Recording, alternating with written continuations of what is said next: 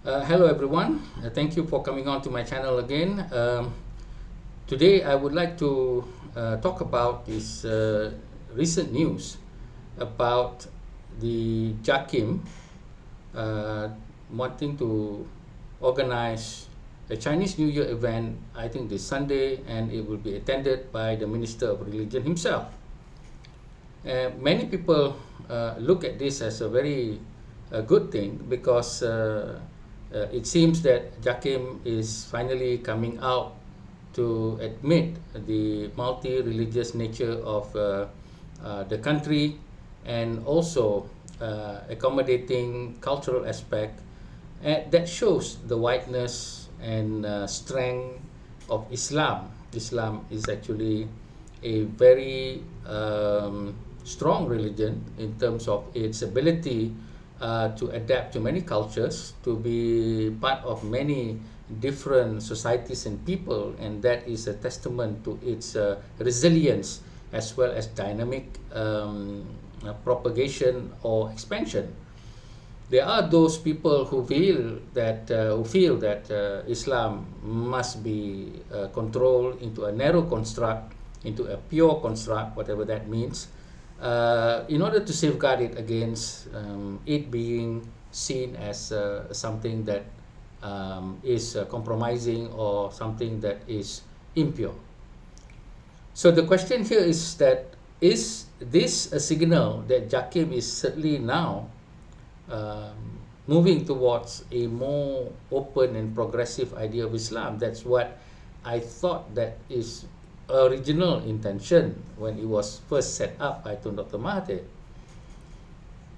But at the moment, JAKIM is no different than any of the religious institution of state where the conservative line governs. And this is, to me, something that has always been a disappointment because with the budget and with the resource that it has, Islam can be something that contributive to civilization of humanity, but it cannot be so if it's been left up to very simple institution that doesn't have the resources, doesn't have the knowledge, doesn't have the disciplines of what the world has become at this present time.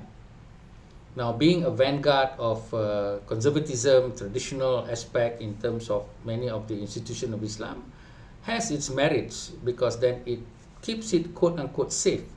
But as far as I understand, people who progress further in life are those who are not always safe. They are always trying new things. They are always trying to venture out into new ideas, new possibilities, new heights. And so the reward comes. But of course, there are a lot of challenges, and that is what I understand of Islam. And when we raise children, we are not just to keep them safe. We have to make sure that they can be resilient, they can be strong also in that regard. So the question here is, JAKIM actually changing, or is this just a damage control? Now, first of all, I could simply interpret this event as a damage control. Why? Because it has occurred immediately after the controversy of the so-called guideline being proposed by JAKIM in terms of what the Muslims should do or not do in when visiting houses of worship, when visiting non-Muslims' funeral or wedding and any religious event. So that has come under very severe criticism from many quarters, and finally the cabinet, the whole cabinet, had summarized that this is not needed, and so we therefore safe from this guideline that may divide this country further.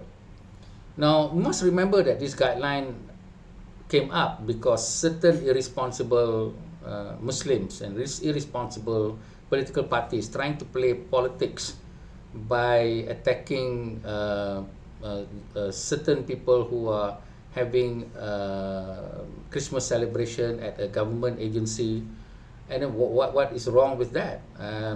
Recently, I attended University Kebangsaan Malaysia's Chinese New Year event with all the lion dance and all the Malays wearing Chinese traditional costumes.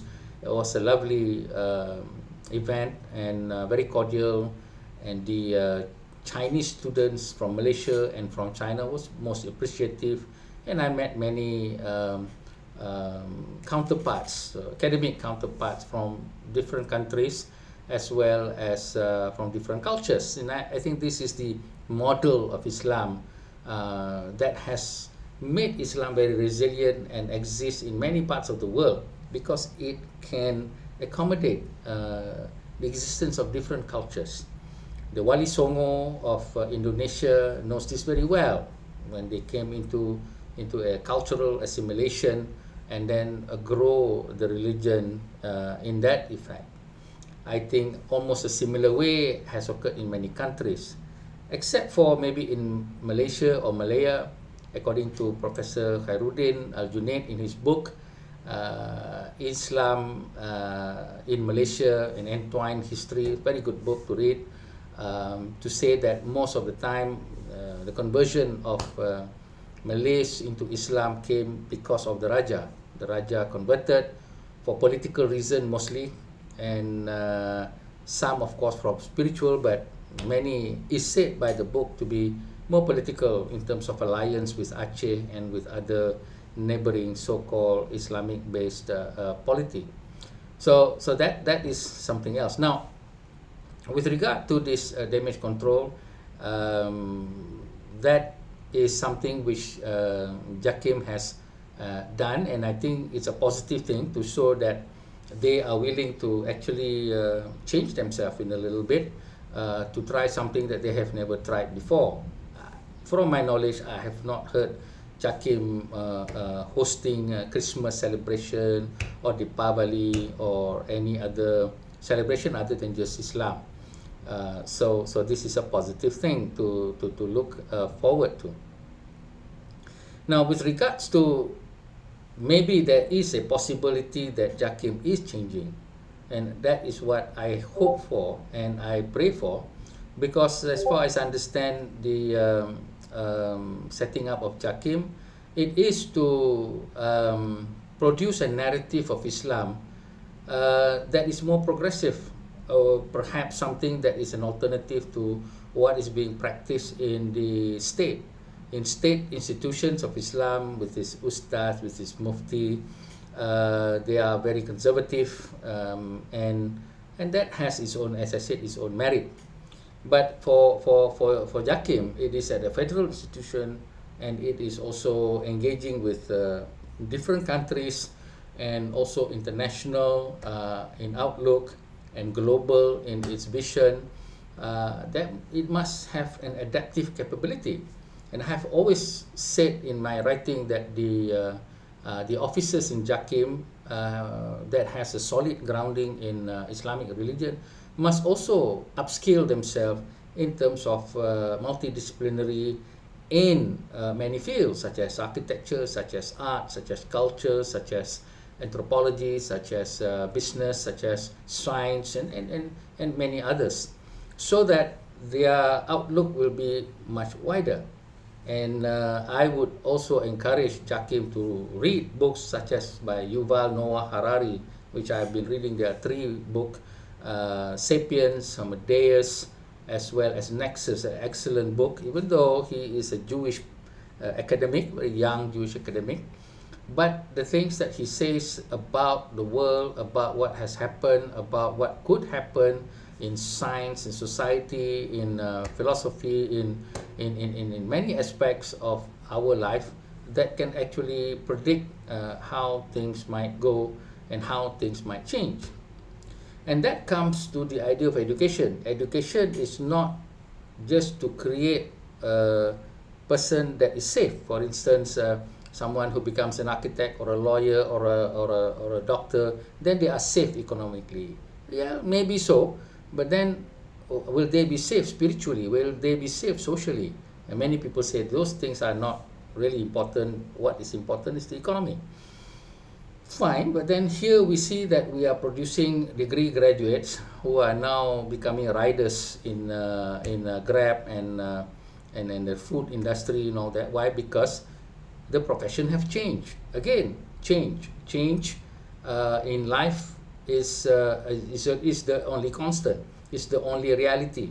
The reality of life is change. The reality of life is surprise, is unexpected things. So education, whether it is in architecture or medical or medicine or even religion, must educate in order to adapt to this change not only of the future but also change in terms of cultural change, civilizational understanding, and this is what will make JAKIM different than most of the other Islamic institutions. I look forward to the day when the Mufti or when the Minister of Religion is one that has a wide knowledge of discipline rather than just a single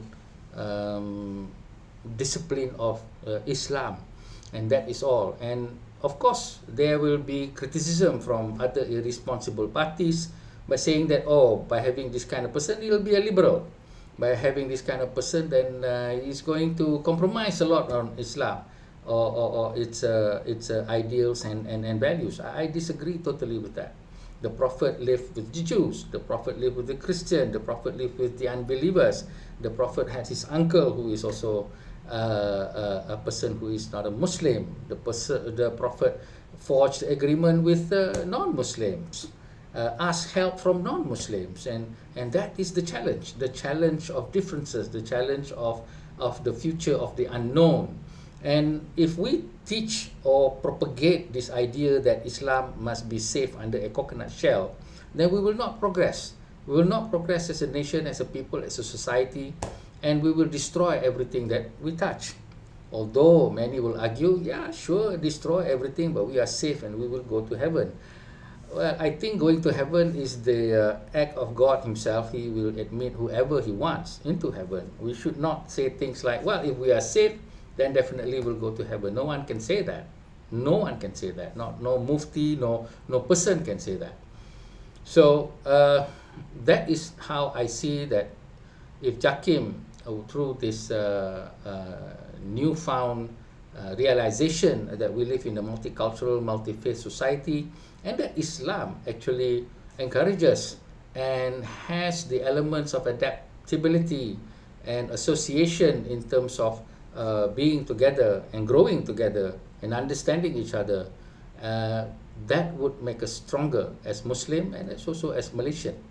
And that is why perhaps the proposal from the DAP member that there should be a minister of non-Muslim affairs is there because, when you have somebody that is so conservative and so narrow-minded, we cannot grow, and therefore it causes conflict.